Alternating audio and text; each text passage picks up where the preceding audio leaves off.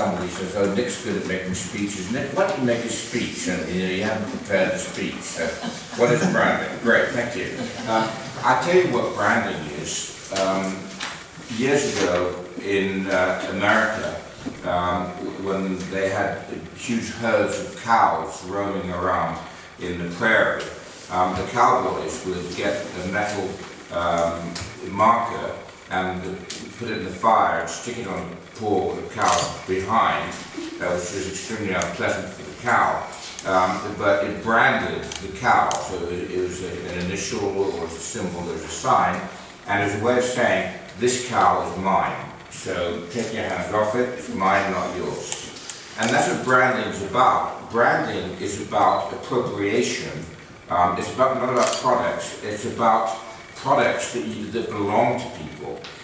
So that is actually the origin of the word brand, and not everybody knows that it actually came from cattle ranches. But it's really good because it explains precisely what we try and do in the communications field, which is to make people feel complicity, feel a real attachment to a particular product over and above the product's functional aspects, and they appropriate it as their brand. So that's what a brand is, and when you do branding properly, that's what happens.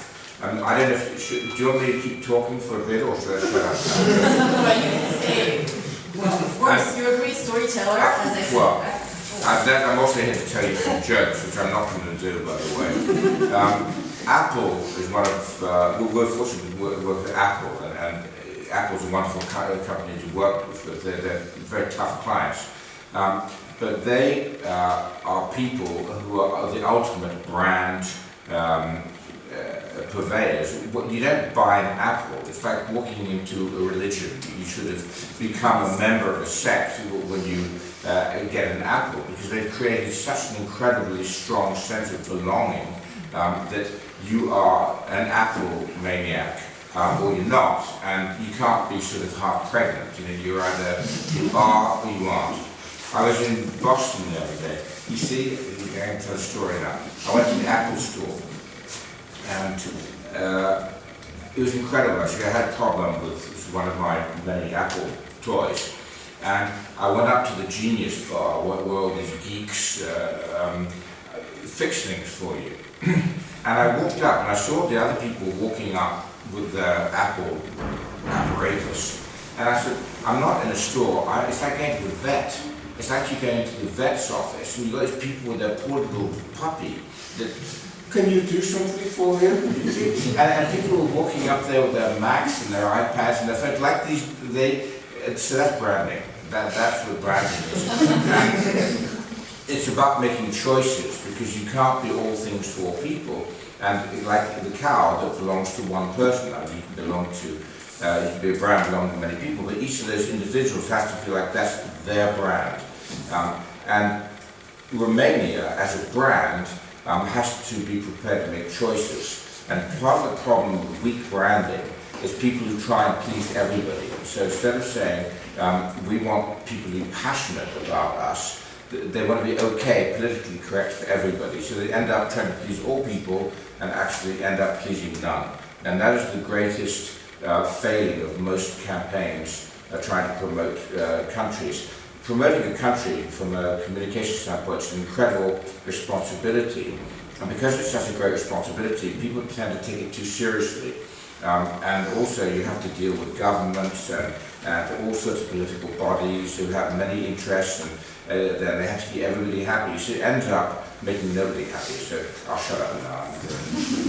That wasn't at all what I was going to say. Anyway, You'll speak later. Possibly. Don't worry, you'll have all this story stuff. I wanted to ask you, Ioana, the yellow one,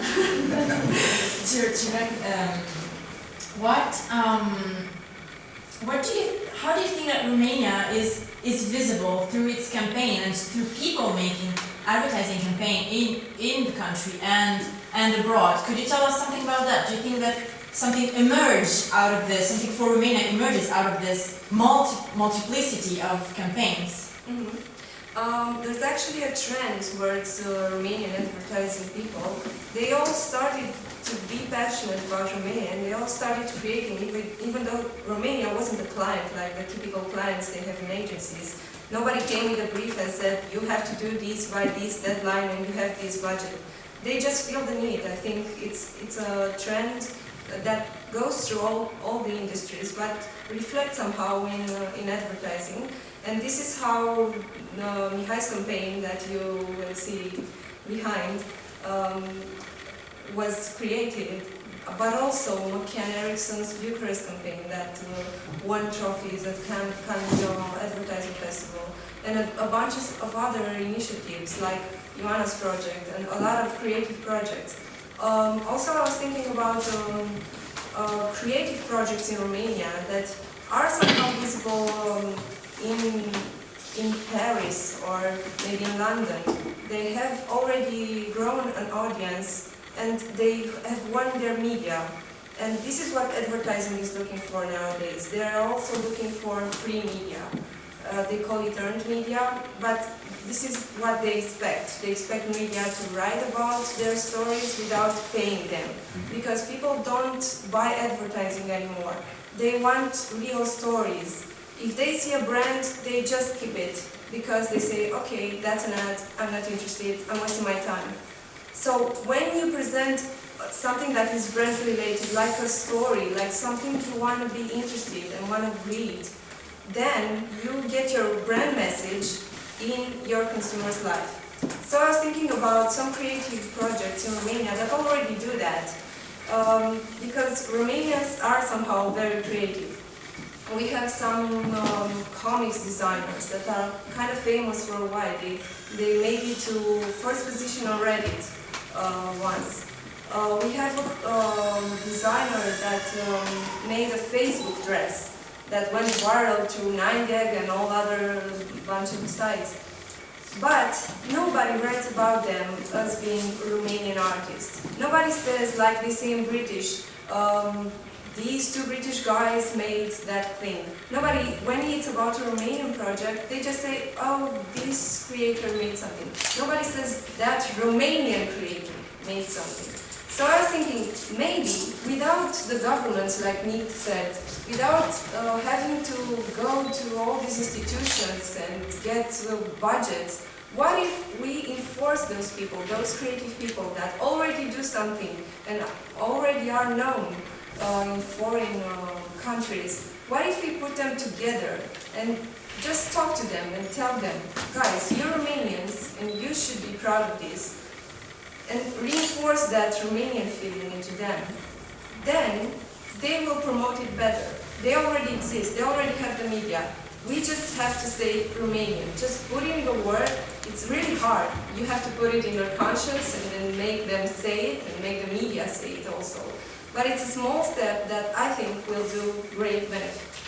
So that's my vision somehow of how we could reinforce this creative industry that already exists in Romania in advertising and arts and design, but make it more out there for the people that don't know us already.